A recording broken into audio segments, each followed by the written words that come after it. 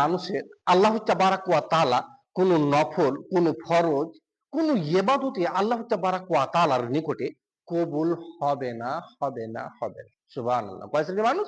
তিন শ্রেণী মানুষের কোন নফল, কোন ফরজ, কোন হজ, কোন তাহাজ্জুদ, কোন যাকাত, কোন দান, কোন সাদকা, কোনটাই কোন ইবাদতে আল্লাহ তাবারাক ওয়া তাআলার নিকটে কবুল হবে না। হাদিস তাবারানী আওসাদ।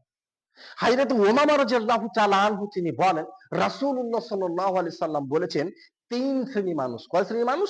তিন শ্রেণী মানুষের আল্লাহ তাবারাক ওয়া তাআলার নিকটে কোন দান, কোন সাদকা, কোন হজ, কোন তাহাজ্জুদ, কোন নফল, কোন ফরজ, কোনটাই আল্লাহ তাবারাক ওয়া তাআলার নিকটে কবুল হবে না, হবে না, হবে না।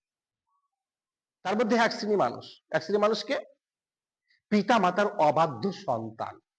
যে ব্যক্তি পিতা মাতার কথা শুনে না, যে ব্যক্তি পিতা মাতাকে কষ্ট দেয়, যে ব্যক্তি পিতা মাতার দেখভাল করে না, যে ব্যক্তি পিতা মাতাকে কষ্ট দিয়ে থাকে, এই ব্যক্তির আল্লাহ তাবারাক ওয়া তাআলার নিকটে কোন ইবাদত কবুল হবে না।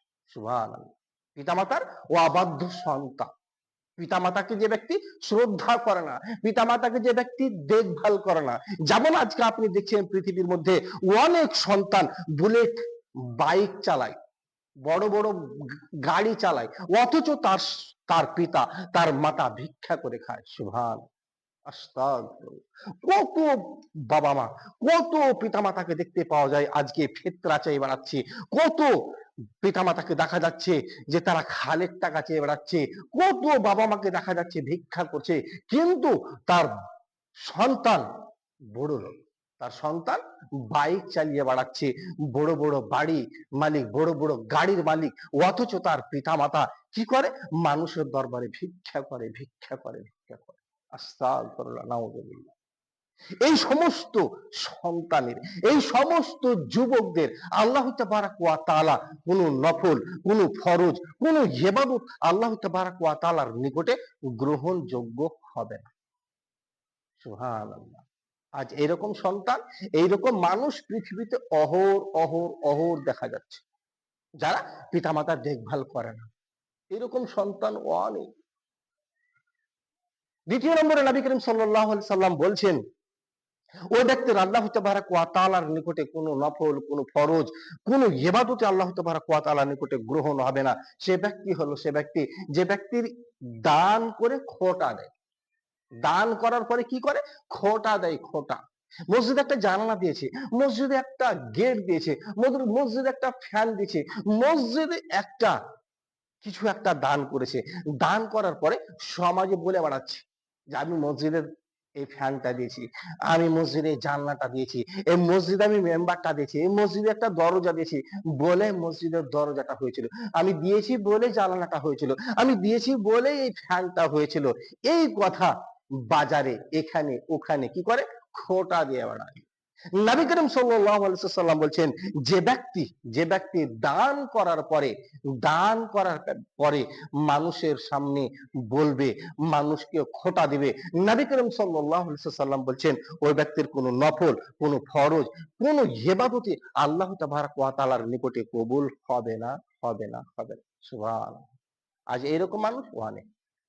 দান করার পরে খোঁটা দেয়। আমি কবরস্থানে জায়গাটা দিয়েছিলাম বলে কবরস্থানটা হয়েছিল।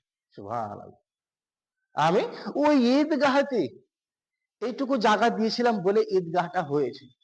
আমি মসজিদের জায়গাটা দিয়েছিলাম বলে মসজিদটা হয়েছিল। এই সমস্ত মানুষের আল্লাহ তাবারাক ওয়া তাআলার নিকটে কোনো দান, কোনো সাদকা, কোনো হজ, কোনো যাকাত, কোনো নফল, কোনো ফরজ আল্লাহ তাবারাক ওয়া তাআলার নিকটে কোনো ইবাদত কবুল হবে না।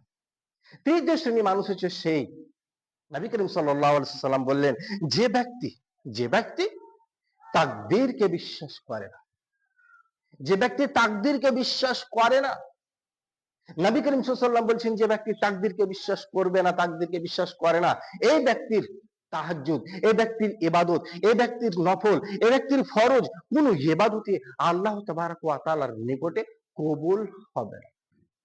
তাকদীর কি আপনি বুঝতে পারেন না? তাকদীর সেটাই যে আপনার ছেলেটা সেদিন অসুস্থ হয়েছিল, অসুস্থ হওয়ার পরে আপনি তাকে ডাক্তারের বাড়ি নিয়ে গেলেন, নিয়ে যাওয়া মাত্রই সুস্থ হলো না, এখানে গেলেন ওখানে গেলেন ওখানে গেলেন, অনেক ডাক্তার দেখালেন আপনি, আপনার ছেলে সুস্থ হয় না। দেখা গেল একটা গ্রাম্য ডাক্তার হাতুড়ে ডাক্তারের কাছে আপনি নিয়ে গেলেন, একটা ওষুধ দেওয়ার ফলে আপনার সন্তানের অসুখ শেষ, সেরে গেল, ভালো হয়ে গেল, সুস্থ হয়ে গেল। যেমন সুস্থ হলো তখনই আপনি বলতে আরম্ভ করলেন, এই ডাক্তারই আমার সন্তানকে কি করেছে, ভালো করেছে। আস্তাগফিরুল্লাহ। এটা তাকদীর নয়, এটা তাকদীরের প্রতি বিশ্বাস নয়। এই চলতি ট্রেনের রাস্তায় দাঁড়িয়ে যদি বলেন তাকদীর উপরে ভরসা, যদি যদি ভালো থাকে, মরণ না হয়, তাহলে আমি মরবো না, এভাবে আপনি চলতি রাস্তার ট্রেনে দাঁড়িয়ে যে আপনি কথা বলছেন, এটা কখনো তাকদীরকে বিশ্বাস বলে না। এখানে আপনাকে কর্ম করতে হবে, আপনাকে এখানে কর্ম দেখাতে হবে।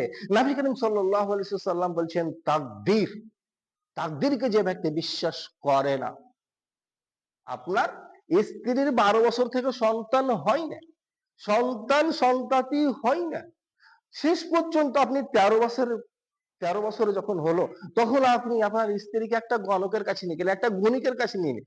গণির কাছে নিয়ে যাওয়ার পরে দেখা যায় একটা সন্তান হয়ে গেল।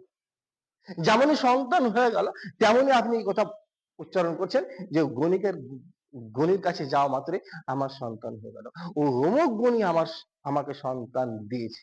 এটা তাকদীরের প্রতি বিশ্বাস নয়। নবী করিম সাল্লাল্লাহু আলাইহি ওয়াসাল্লাম বলছেন, যে ব্যক্তি এই তাকদীরকে বিশ্বাস করে না, এই ব্যক্তির জন্য কোনো নফল, কোনো ফরজ, কোনো তাহাজ্জুদ, কোনো ইবাদত, কোনো দান, কোনো সাদকা, কোনোটাই আল্লাহ তাবারক ওয়া তাআলার নিকটে কবুল হবে না, হবে না, হবে না। হাদিস সহিহ।